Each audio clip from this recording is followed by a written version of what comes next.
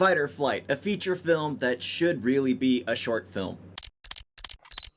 Hello there, namaste. So I just finished watching Flight Risk, and it's basically a man is on a plane full of hitmen trying to get the target he's trying to save, and it really does bury its own lead. So I do enjoy this kind of concept, you know, the raid, the kill, the ones where there's like a building, a train, a plane, whatever, and there's just nothing but non-stop action. This one doesn't feel that great. Yes, I love Josh Hartnett as an actor. He was great in Lucky Number 11. I thought he was one of the best characters in Sin City, even though he only has 2 scenes. And he's coming back into cinemas in the wrong films. So Josh Hartnett is basically contracted by his ex-girlfriend who sold him out and left him abandoned in Bangkok to locate and bring in the Ghost, who is just this person who is a genius tech person, I guess. Blows up buildings, steals cryptocurrencies,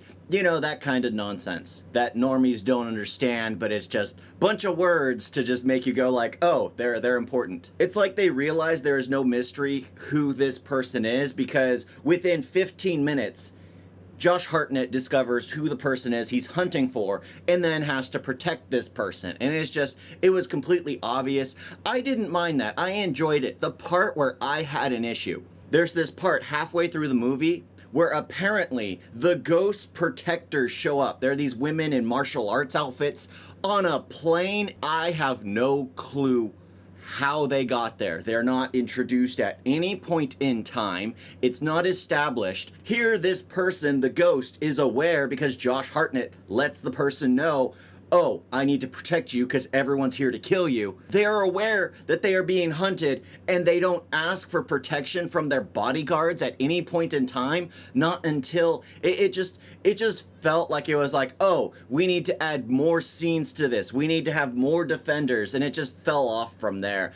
I don't mind the, oh, I built this supercomputer that can destroy everything. Oh, child labor is a thing. Let's be honest. There's a reason why the US outsources most of its manufacturing. That might change, most likely won't, because kids are cheaper to pay than adults. Let's be honest, especially kids in a foreign land are much cheaper than US adults. Apparently the Ghost is doing it because she was a child slave and basically says child labor is slave labor. I don't know, it felt like it was reaching. I am someone who's been in third world countries. I am someone who has been around and seen that, oh, if this kid doesn't work to help out their crippled parents, then they're all dying. There are always reasons for a child to work. Sure, it would be more ideal that a child can just play games, that a child can go out,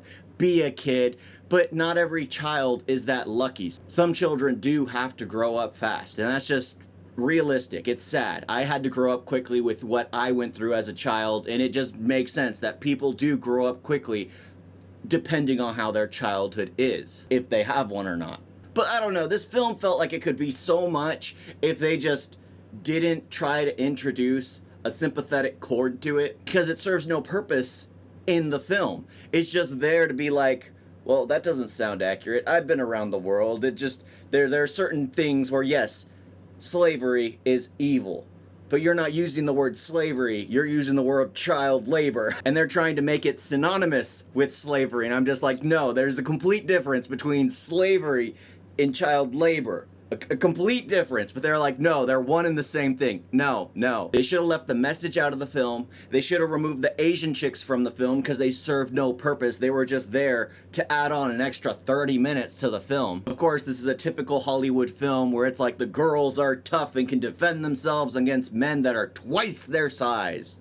Honestly, the 5-minute scene from Night and Day, I think that fight scene was much better than this entire film. Yes, John Hartnett brings a lot of humor to this film, but it's really offset by the fact that everything that happens literally just happens over and over and over and over and over again, and then you have just these annoying people consistently there. I did enjoy the flight crew in the beginning, but then it got overplayed out, and then they disappeared. Yeah, this is one of those films I won't recommend anyone goes out of their way to watch, but if you're at home, if it's on streaming, if you're cooking, folding clothes, if you're doing something else, you can throw this film on in the background because you won't miss anything. The story's not important. The message of child labor is slave labor is just has no place.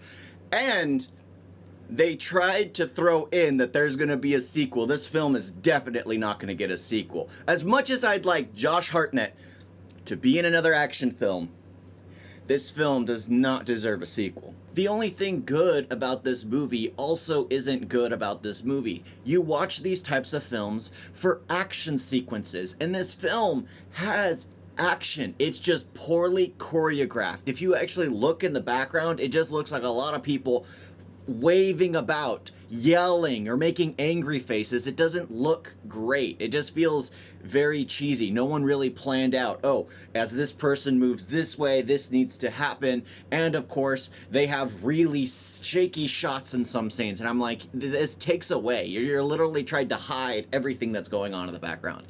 This film had potential. It just lost it with the pointless story, with the terrible characters, with the editing gone wrong, with the action not being the sole focus of it all. Sure, it's great to have a good character like Josh Hartnett playing the lead role, but he's sidelined for the ghost, who is just there to put him in his place, I guess, make him realize his true potential. I don't know. This film, I was just meandering through like, okay, what's gonna happen next? What's gonna happen next? What's gonna happen next? Oh, it's over. I can get up and leave.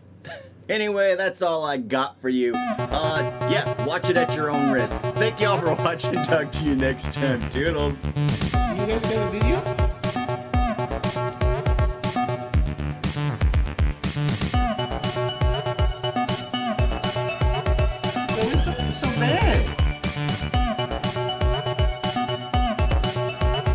Don't forget to like and subscribe. Wait, wait, Sandra.